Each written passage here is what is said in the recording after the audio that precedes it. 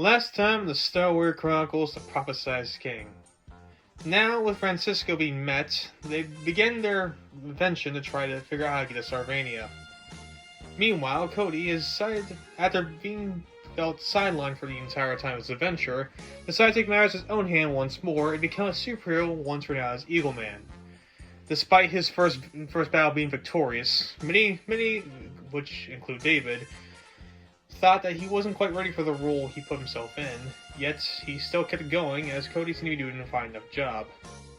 Meanwhile, our heroes figure out they need the power of the Shift Stones to get to Sarvania, and so the search for that begins.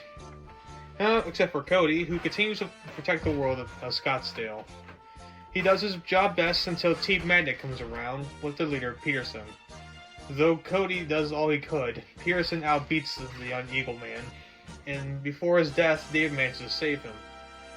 This for true Cody, so in a wake to try and make himself a better hero, David decided to help train him, leading to a new training session where Cody finally becomes a true member of the group. Episode 12, F2 and Cody, Duality of Growth.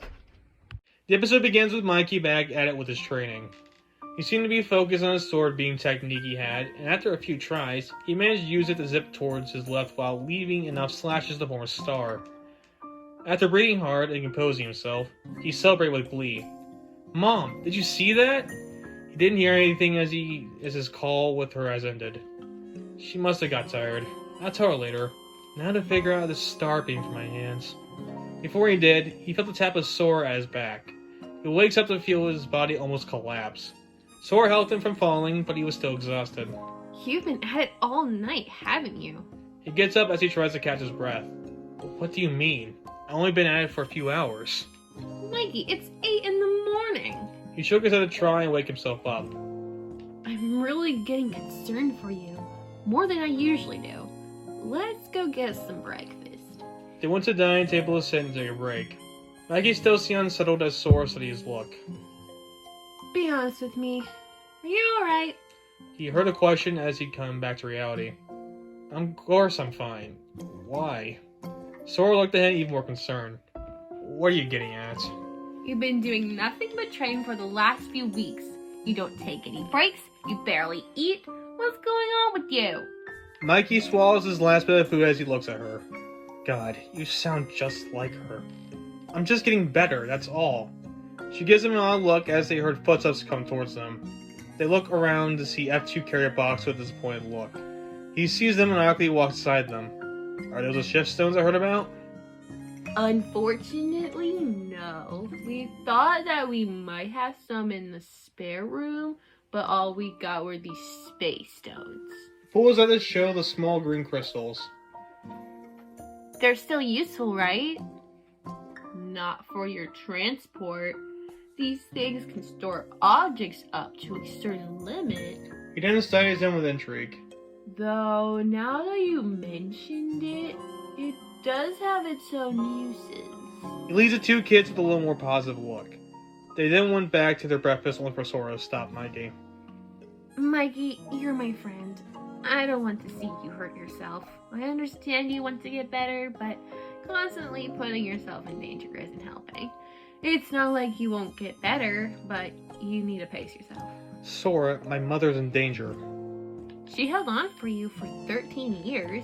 If she hasn't died at this point, she won't for a while. Biden gets up angrily. You don't understand! Sora looks in surprise as Mikey realized what he did. He didn't back down as he kept quiet. Maybe you're right. You seriously need a break. Come, let's go do something that isn't making us go crazy. Mikey nodded and they head out to the lab to see the sun begin to rise. Fall days getting shorter by the minute. You got that right. As they saw it, they noticed a man running towards them. It was Cody in a gray jumpsuit, who seemed exhausted as David rode his bike beside him. Really? 5 miles per hour? David gave him a disapproving look. We just started not too long ago. I'm not going to turn into an Olympic runner in the blink of an eye. They finally reached back to the lab where Cody was catching his breath as David parked his car. Sora and Mikey walked up to meet them to see what's going on. Still training him, I see. David tells the war about Cody, who was almost composed. We just started, and so far, he still has a ways to go. Is he taking breaks? Of course I am! I'm not a madman who pushes himself to death. I'm not expected to get better without it. If there's any lesson I was taught when I control my power, is that the rest is as important as working. There's nothing wrong with fighting hard, but when you go way past your limits, you aren't gonna make it. Maggie took that into his thoughts as they heard the door open. Ed2 steps out with a proud look and a watch on his mechanical wrist. Behold my own invention. The watch twizzled with even more pride. You create a watch? Ed2 almost laughed with that reaction.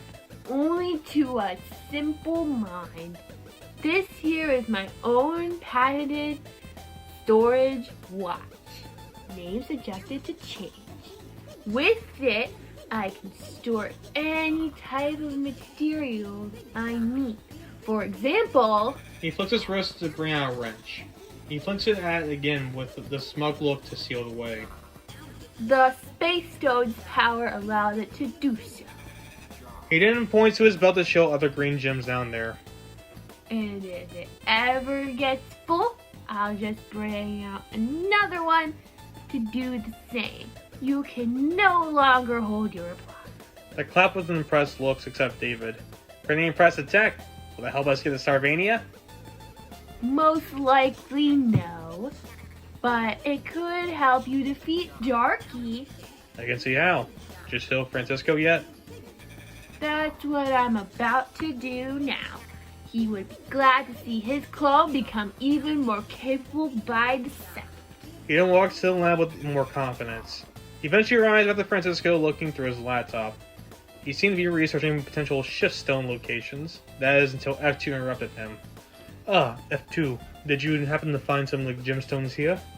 No, but I have something to present to you that is just as good. Francisco hardly focused on what he said. F2 noticed and he tried to get his attention again. I assure you, once you take a look at it, you will be amazed. Once again, Francisco wasn't paying attention. I'm sure it is. I'm kinda busy right now. F2 then used the watch to his little laptop, giving Francisco a shocked look. He brings it down and gives him the same smug look. I know, right?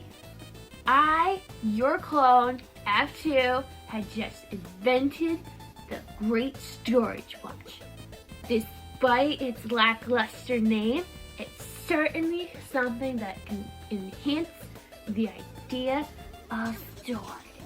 Francisco looks at it and scoffs off an annoyed look. I would be impressed had it not been for the fact that not only was I busy with something, but also the thing has already been invented. Etsu gives him a weird look as the clone turns away. Say what now? Giorgio Blood, the same guy you said made the sleepwatch, he also invented that too. Etsu investigates the watch at this point and look, and leaves a little more upset. Outside, David had Cody do some push-ups after a good break as the other two watched. 4, 5, come on, only 95 more to go. Cody was sweating with intense breathing. It's gonna take a bit before we get there. We ain't got nothing better to do. So Mikey investigates as Cody slowly does more push-ups. See, Cody's taking his time with his workouts. He's going to finish it, and you're not listening, are you? She looks over to see Mikey write something in his notebook. She sees that he wrote down proper ways to be a leader and a king. Michael! Mikey gives a short yell as he puts the notes down. Alright, I'm taking a break. Only watches more as they see F2 upsettingly sit beside them. What's gotten into you? Oh, nothing. I'm just going through something right now. He sees David pump up Cody as he goes faster. He also seems to be halfway done at this point before he took a quick break to breathe easier. So far, you're at 52. I'm actually quite impressed. 3 days in, you're already at this point. And I thought you weren't easy to impress. No, I'm impressed you're actually good at push-ups. Cody gives him an annoyed look as David just laughed. Just kidding. Keep going, man. And so he gives another sigh as he continued. Does it have something to do with Francisco? It just feels like that ever since he made me, he's gone more annoyed by my presence than proud. It looks like to see Francisco quietly work alone at his computer through the window. I'm sure he's just busy. God knows what things you push away when you're that committed. Soren turns to get an amused look. Yeah, I wonder what that's like. F2 gives an narrow sigh as he fidgets with his watch. I don't know why he's like this, though it can't be because of his dedication to science. There has to be something about me that he's annoyed about. Have you tried asking?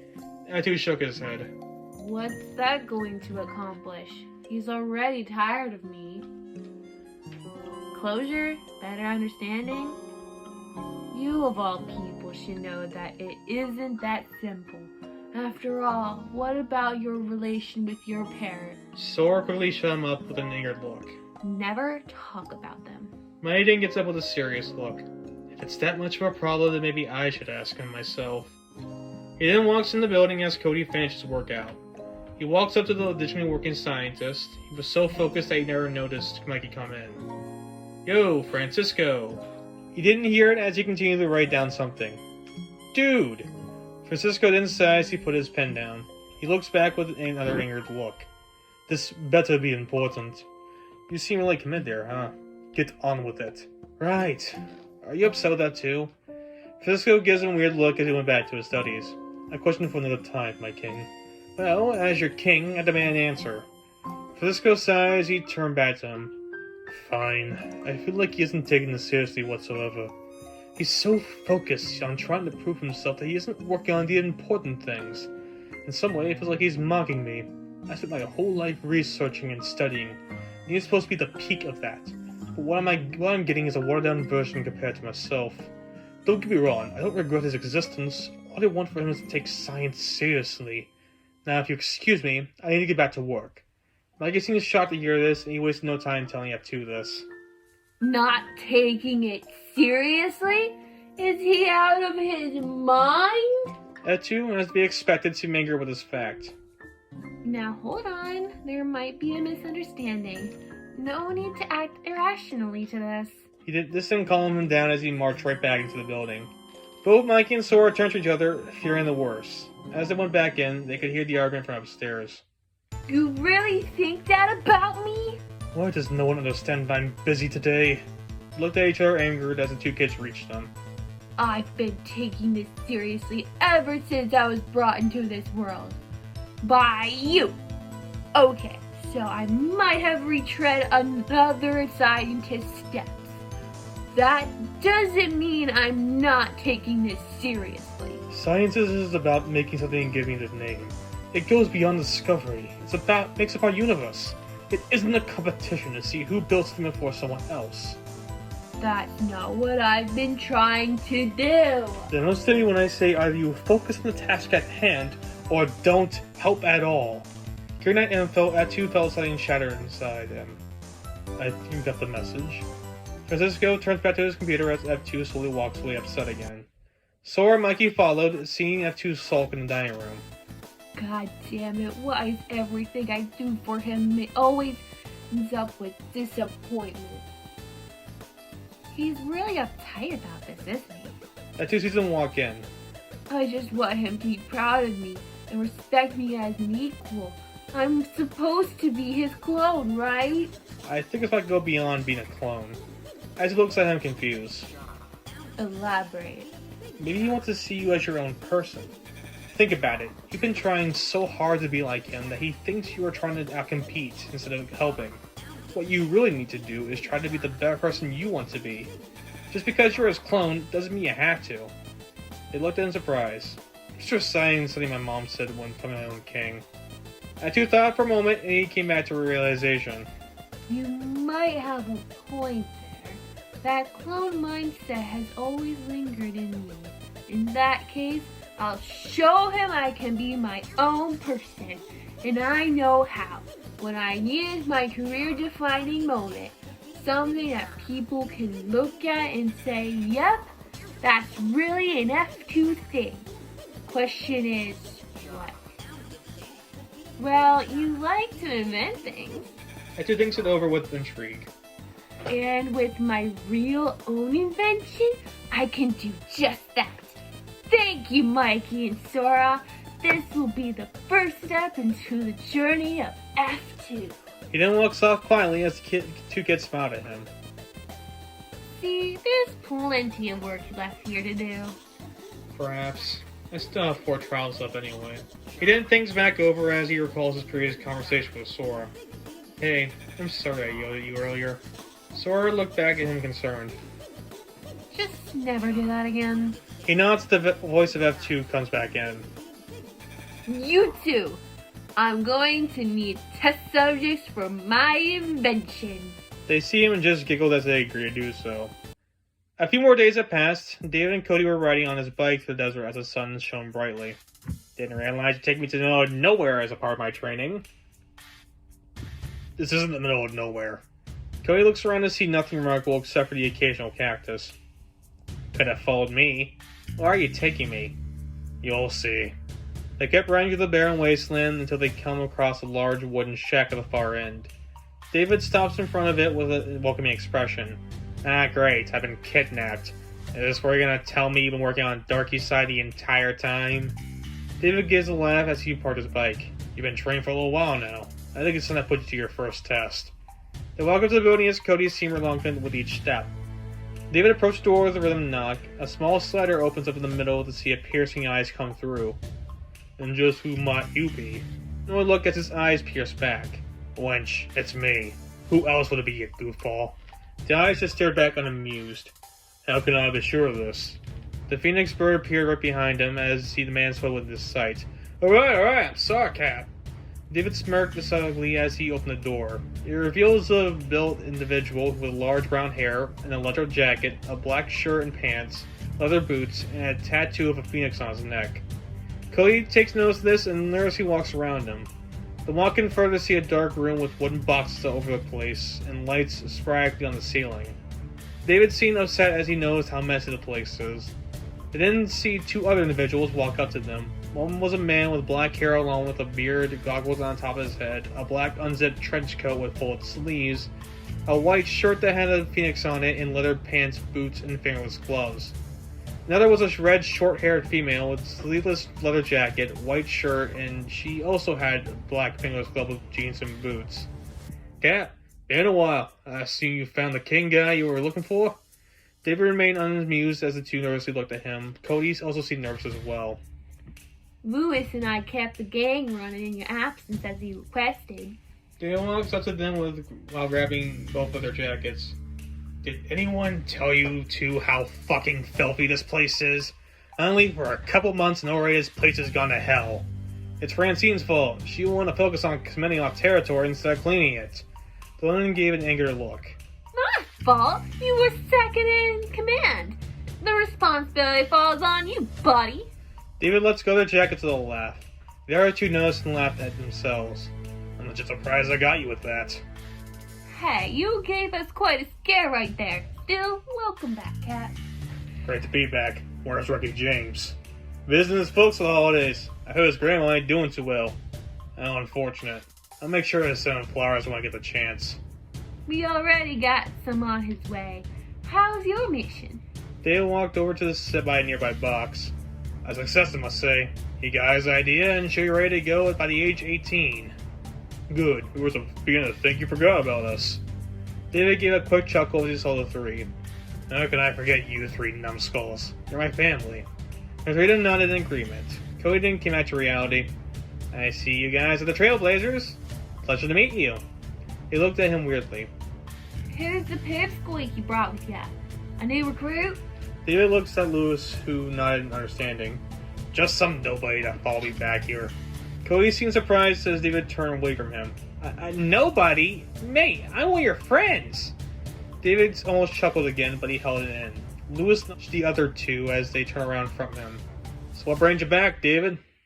Oh, I think I'm taking back my role as leader of the Trailblazers. What do you mean? Are they going to help us? David turns to him commandingly. Did I say anything relating to that? I'm gonna continue terrorizing unsuspecting idiots down our path.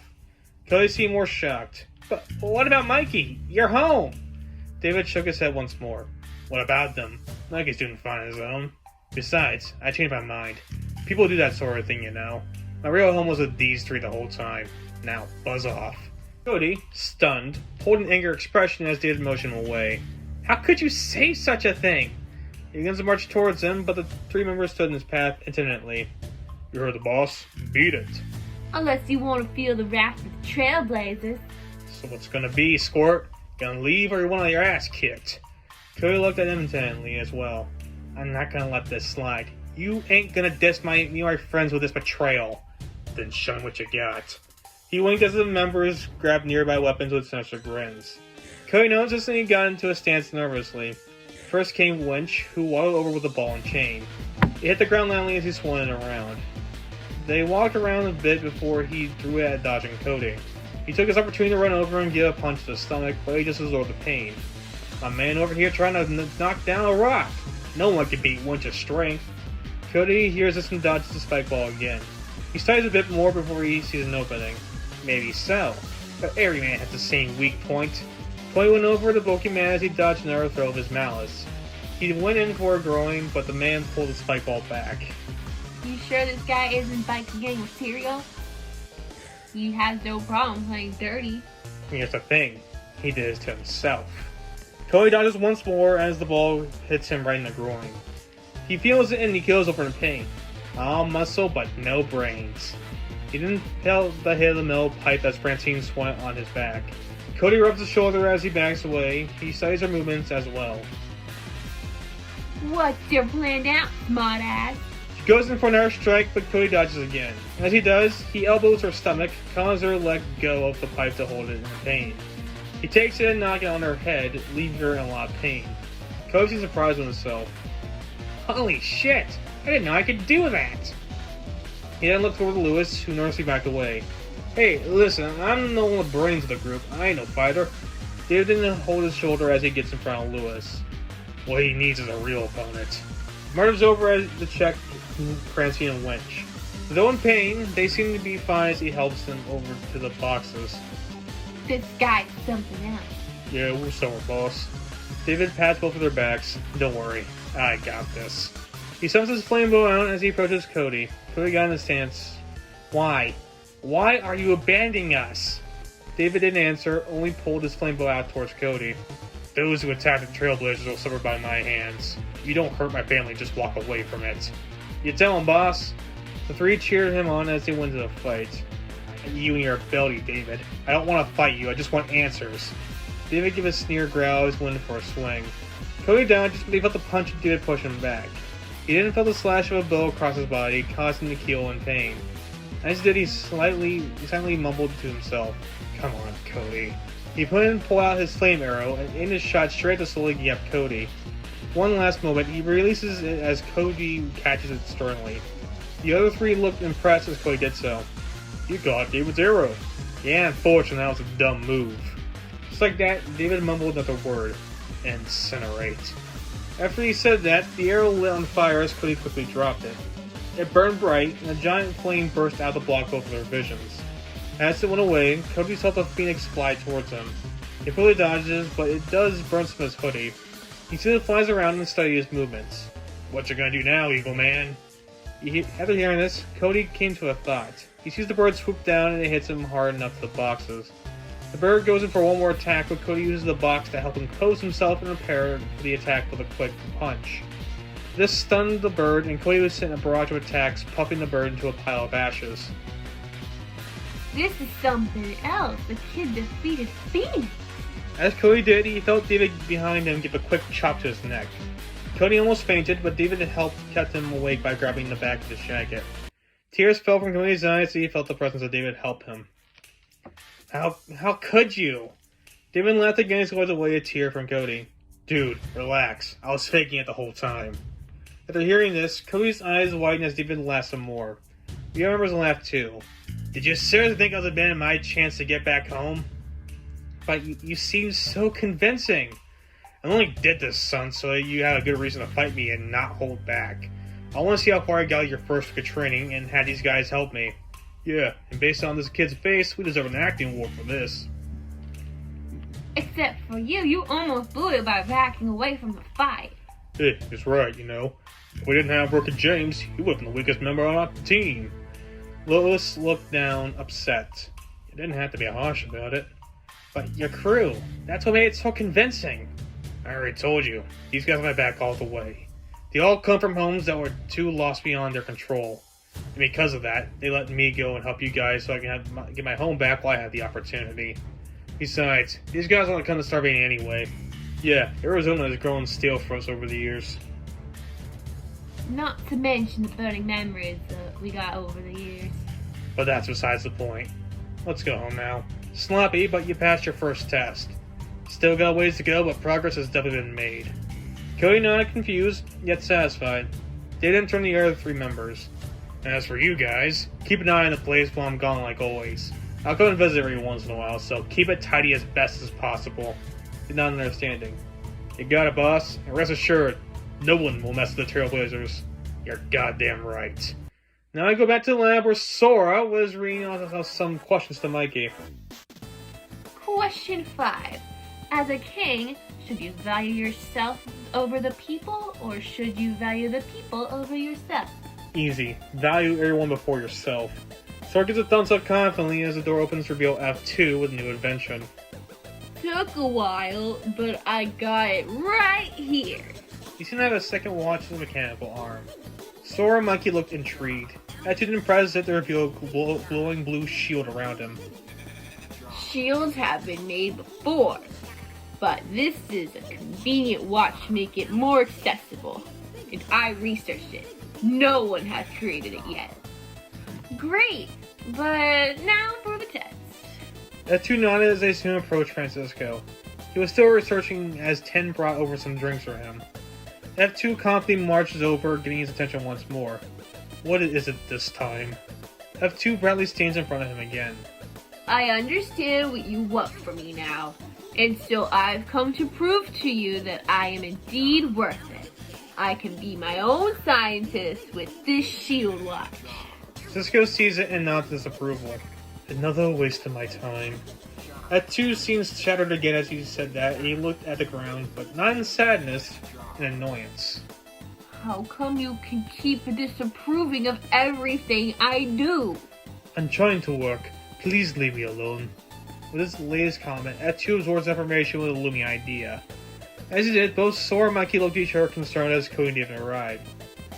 What's up there, everyone? He sees the upset F2 stand there with revelation. I get it now. Why you always think I'm not serious. Why you're always disapproving of me. It all makes sense. It's not that you think I'm good enough. It's that you think you're not as good as I am. That's not it at all. Where are you getting this? F2 gives a maniacal laughter after he said that. That's it. That's it all along. I was never my own person because I kept chasing after what you were doing. You were the one making this a competition. You didn't want to see me succeed, so you kept pushing me down. But I'm no yes man for you. In fact, I'm not even Francisco too. I'm meant to be something different, something better than you. And I'm going to prove it even if it kills me. Cisco looks at him angrily. You just proved to me that you're mocking what I stand for. I never made this a competition. Oh, but you just showed me right now. I've spent hours trying to prove you wrong, only for you to spit in my face once more. And I'm not going to stand for it any longer. You and I, let's settle this now. F2 looks over to see Cody, and he gets another idea. He points over at Cody confidently. He's trained to be a better hero. Let's help him by giving him a suit that can benefit his heroing. And we'll make these guys be the judges. They know how smart I can be. They'll help me show you who exactly I am. Francisco thinks it over as he sees young judging clone. Wait, you say you're gonna build me a better suit? Cody put a big grin on his face as Francisco came to a thought. I'm not the one for a competition, but to prove you what you're actually doing, you're on. They shake on it, and they set things up for a contest. Sora got in the middle of it nervously. She looks over to F2 for input. Are you sure about this? Just go with it. Very well. Whoever builds Cody the best Eagle Man outfit wins. You can take all the time you need, and the rules are simple. Good luck, and may the best scientist win. They nodded and went back to their workstations, which are the opposite sides of the building. Cody got David's attention.